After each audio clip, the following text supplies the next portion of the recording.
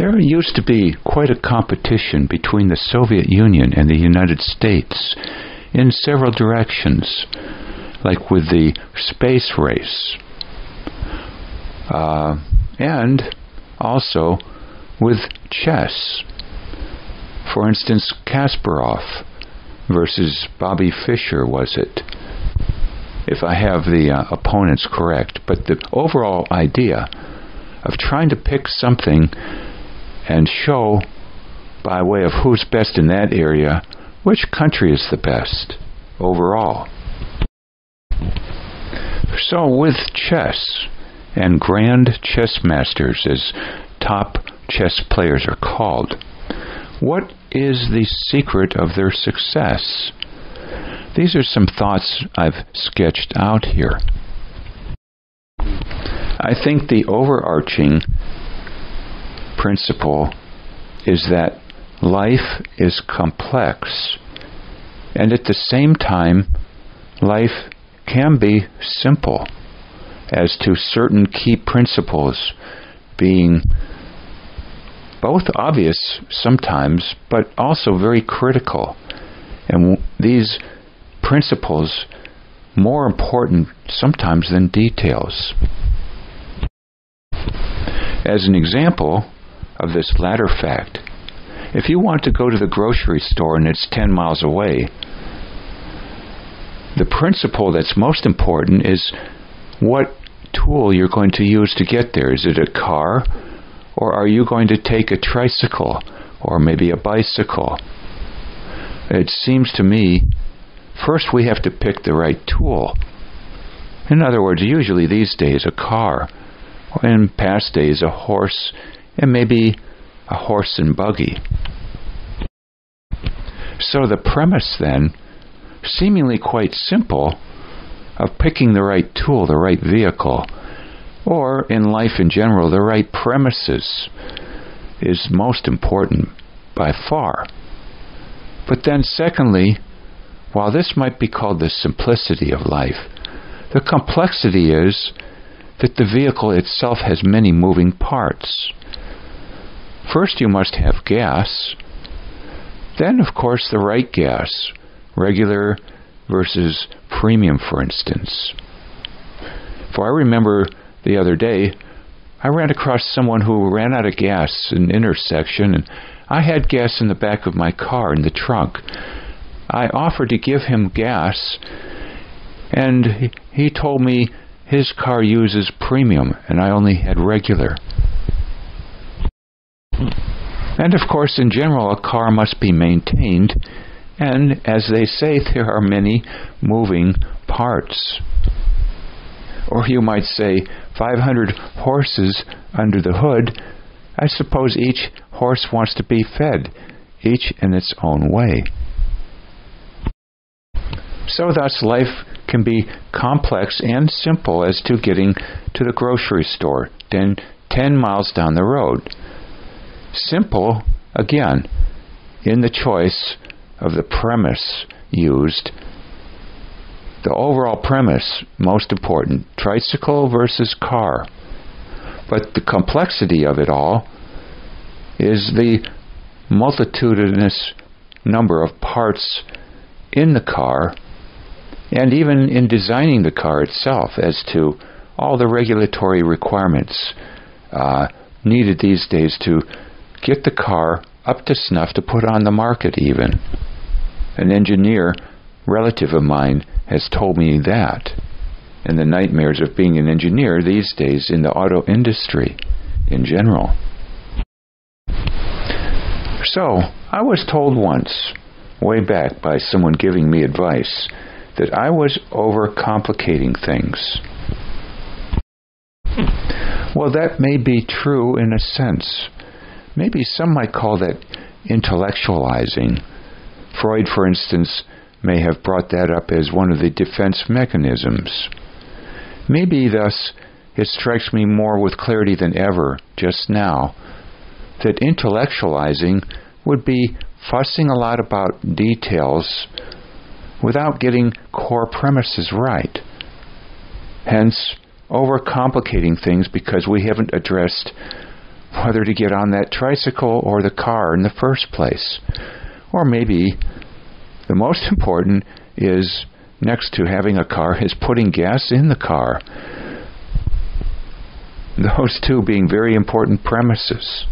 And we're overcomplicating things by cleaning the windshield and checking the tire pressure and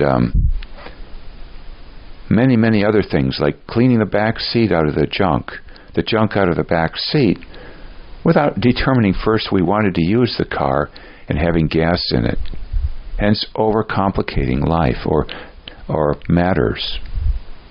You have to have, thus, both. Hence, too, the phrase, secondly, you think too much. Or Buddhists often saying that the object of meditation is to clear out all thoughts from your mind. Not all say that, but some do, and some thus use meditation music to try and do this, to block your thinking. Or every time a thought comes into your mind, to push it out somehow. Freud might refer to that as repressing those thoughts, though. And that meditation can actually be, in some circles, a escape from reality in terms of escape from thinking. As opposed to Napoleon Hill's book, Think and Grow Rich.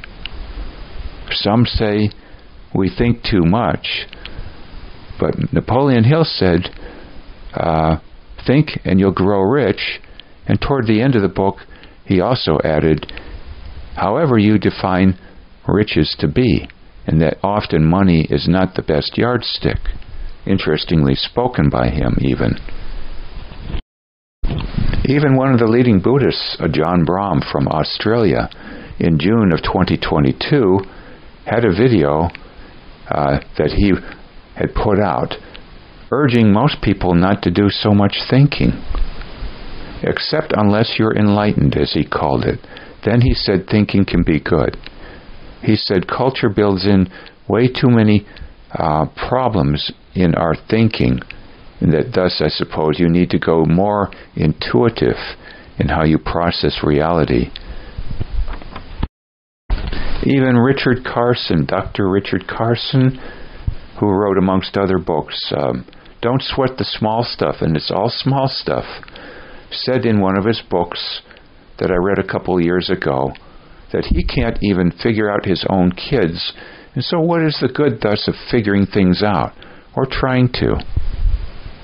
But on the other hand, look at Marie Forleo, who has a wonderful book out, a bestseller entitled Everything is Figure-Outable. Well, I'd say, to a degree.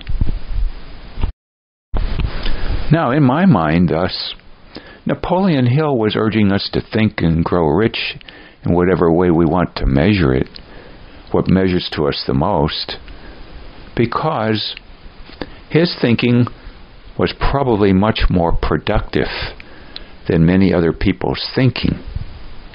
In other words, he wasn't spinning his wheels while he thought a lot, or coming up with kind of like junk, spurious stuff, fluff. And why might that be?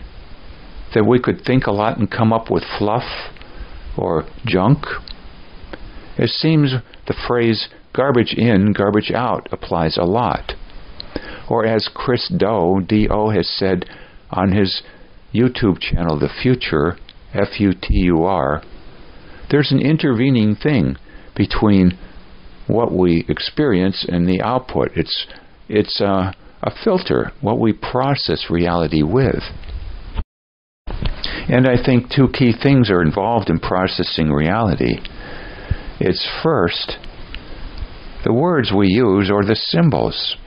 In mathematics, thus, is it fifth grade mathematics or PhD mathematics? How complex are the tools? For otherwise, simple tools produce simple results. That's why when you are going under the knife, so to speak, on an operating table, you want to have a surgeon use a sharp scalpel, not a butter knife. But unfortunately, many of our tools, not just in mathematics a couple hundred years ago, but with our people-oriented words today, in my mind, are butter knives to apply to complex matters about people. And, of course, at the same time, all too often we overlook basic concepts. Basic concepts that often were encoded in various scriptures of various religions through the ages. Not that various religions always have had it right, but certain concepts were quite important. So I think thinking can often be too much thinking if we have certain core premises wrong to begin with. Again, like the analogy of getting on a tricycle to go shop for groceries 10 miles down the road. Thinking can also be not very productive if the tools are too unsharp. They can't differentiate details. They're too broad, too dull. Again, the butter knife idea. But yet another factor.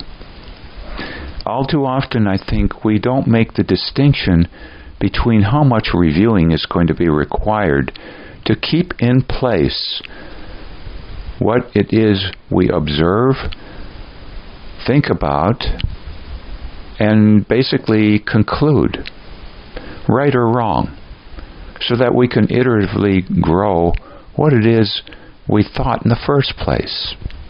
For what good is thinking if it evaporates, basically? It would be like someone building your home, and the outside is of brick, maybe, and at night a little gust comes and blows down the whole wall, and the next morning the bricklayer has to start all over again. I think mankind all too often assumes that learning is like bricklaying, that all you have to do is think something, and that is in place like a brick, and very impervious to being blown down by forgetting, basically, not wind in this case. Danny Iney, I-N-Y, talks a lot about this concept in some of his books on learning and course creation. And there are even words to describe two basic types of learning, declarative and procedural, maybe. And as to the persistence, the length of time of a memory or memory trace, when we're talking about motor skills, say, like basketball or football, and acquiring skill, that's much different, much more like bricklaying than memories concerning words, ideas, let alone feelings. These much more subject to forgetting, to impermanence, than the so-called experiences of the motor skill nature of bricklaying. Here's an analogy just come to my mind. We have thus two types of memories. The motor memory, in a way, for lack of a better word or concept, of something rather permanent when you lay it down, like a brick by brick. And secondly, these memories of thoughts, which are much more ephemeral. And psychologists have done much work on this. They have words on it to describe these two groupings again. But this, in my mind, would be like laying down a series of feathers to guide you through the forest, lest you get lost. And 6 hours later, if you are lost, you come back and you see all these feathers have blown away. Well, you didn't lay down a track of bricks or stones pointing the way in an arrow fashion. You laid it down with feathers, and the wind blew it right away. Hence, two concepts here of types of memories. The feathers to record our thoughts versus bricks as per motor memory. And many of us just can't get this concept. We weren't trained for it, for one thing. Whereas, for instance, I had my best friend in high school tell me a couple years ago that a secret to his remembering things, such that what his father taught him about how to rebuild engines, transmissions, and much more, consisted of repeating things to himself at least 25 times. And it seems thus that review is the next topic here, applicable so critically to matters of the mind, matters of information when it comes to ideas. And this including then the chess master. Or as someone would say, moreover, that life is a game and that chess is a good example of how to best approach it. There are videos on this. Now, I think another thing, too, that often might escape our mind is that the chess master can describe the movements of a piece with notations on paper that can later be come back to, refined, reviewed, so that these become stone by stone or brick by brick laying features, not feather by feather laying. Yet, that, and describing car parts, building or rebuilding of an engine or transmission and such, in my mind is much easier to do because the words aren't corrupted by what we call value judgments or the free will versus determinism split or filter, if you will. We don't use these when we talk about car parts. We don't say a car part is good or bad, or that it chose to be this or that, or was fated, on the other hand, or determined to be so. Hence, again, why it can be very difficult to figure out, learn about people versus chess. A big distinction here. But at the same time, chess masters have taken many, many notes on the complex areas of opening game, mid-game, end-game, and all that goes into it. It's called strategizing. This also a form or a key component of war, as Sun Tzu, in his writing the book The Art of War, talked about. I'm reminded of Brian Tracy, the great salesman, now in his 70s, who's done many, many lectures on sales. He said one time that he's constantly learning, does much reading, and is constantly taking notes on yellow legal pad paper. Another person, Eve Arnold, a great female photographer who was noted for her empathy. There are YouTube videos fascinating on her life. One video of maybe an hour and 20 minutes length said that she had left a lot of notes behind. She had left a lot of notes. She was constantly taking notes. I hope also reviewing them. So if these two great persons, amongst many others perhaps, use so much note-taking and hopefully some degree of reviewing such, why shouldn't we emulate this? Otherwise, what good is our thinking? Hence the comment, you think too much. But of course, as another analogy, let's hope the ink we use to record thoughts aren't carcinogenic, aren't smearing on the paper.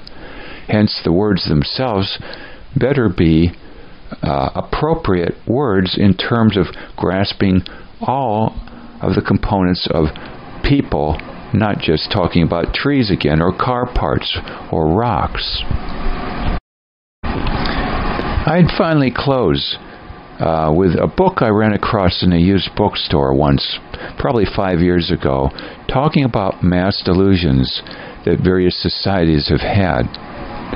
Now, Chris Do, though, again of the Future Channel, claims, with merit I believe, that delusions are simply lies we tell ourselves. I would say to kick out that word even lies, incorrect premises we tell ourselves that are significant premises.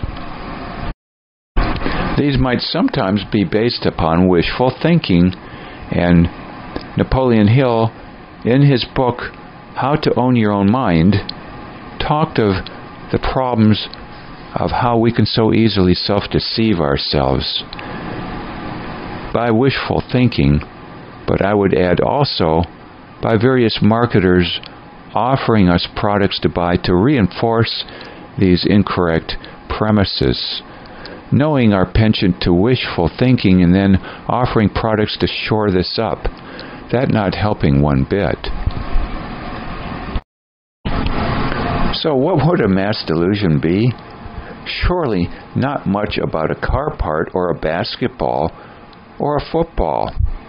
It would generally involve people, including value judgments about people as to what would make us most valuable and to whom, again, and in the short term or long term, and even the matters about free will versus determinism, and hence culpability, and is somebody a crook, as Mr. Nixon said he was not, a criminal, or is it alternatively they did the best they can, that things were determined to be so?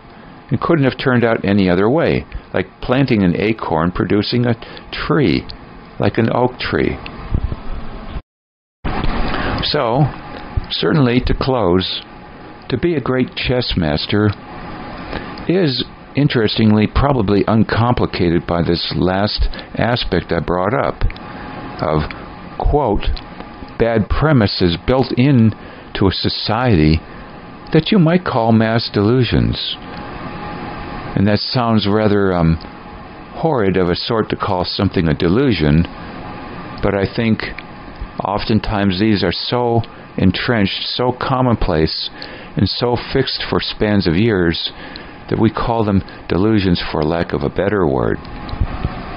You might call them entrenched beliefs that are often so commonly reinforced by media and whatnot that you can call them a mass delusion, but really something just quite entrenched until new words, new paradigms come out, and hence out with the old, in with the new, like the wall coming down of the Soviet Union. So a quick recap. Chess masters recognize that life is complex and yet simple. Simple, I would say, in the chess master's eye, that you better not try and play chess by pulling out a backgammon board. Or is it even a board? Or by trying to play golf and learn chess at the same time. So it's pretty simple, the game of chess. You better start with a chessboard and all the pieces on it, at least at the beginning. That's the simple part. The hard part then is the details to flesh out the complexities in chess. Yes, the strategy. You might say even in war and warfare, the complex part is mastering a lot of details as best possible, or refining them, about the weaponry and strategy of movements on the battlefield. But the simple part is getting out of bed to even do these processes you trained up for, or showing up on the battlefield. Hence, it just coming to mind phrases like, just showing up is 90% of the job, or the battle of life, or not quitting is the key secret to success too. That's the simple part of it all. But of course, once you show up or don't quit, well, then you're going to have to work on details while you're not quitting all the time. Seems we have to have both components. And that secondly, this mastery of the details will require much observing, much thinking, and then recording of the information and reviewing it. And the review, not such a no-brainer to our eyes, when it comes to ideas versus basketball, which requires much less reviewing, but again has a lot of details to it. Finally, the tools, the words themselves with ideas, had best not be corrupted by mistruths, misideas at the same time, such that when a man plays chess, even at the grandmaster level, he must call a piece, first of all. He must not say, "Oh, I'm going to move another little boat here on the board." He must call things factually by what they are, the component parts, without saying it's both a piece and a boat, or it's both a piece and my next meal. The truth must be the truth, the whole truth, and nothing but the truth, as per the details we're talking about. This much easier with objects than it is people and aspects of people. So when Dr. Richard Carson said he can't even figure out his own people, his own kids, it seems to me there's very good reason for his saying so. One last thought. 5 years ago, I read a blog article, and this person was saying, don't reinvent the wheel. I guess we should just buy the solution off the shelf. But what if maybe it isn't invented yet because the tools aren't refined enough? The tools either don't handle enough complexity well, or the tools have mistruths, misconceptions, mispremises, shall we say, built into them. Some thoughts to consider. Oh, and last but not least, there is one little thing I forgot to say here, strikes me. When we're told we think too much, maybe that's because sometimes we don't take what we've thought and put it in action. And in fact, Napoleon Hill, once again, in this book I was talking about, How to Own Your Own Mind, talked of one of the key things being to act, and a second thing being to persist in acting, i.e. not to quit. And another man, Brendan Kane, who wrote 1 Million Followers, amongst other books. I believe another kingpin book of his was The Hook Point. He said in this first book I just mentioned that you should fail fast, to learn as much as possible. In other words, that you can learn a lot from experience. Maybe that we can't always learn by simply thinking, literally almost in our basements or in a box.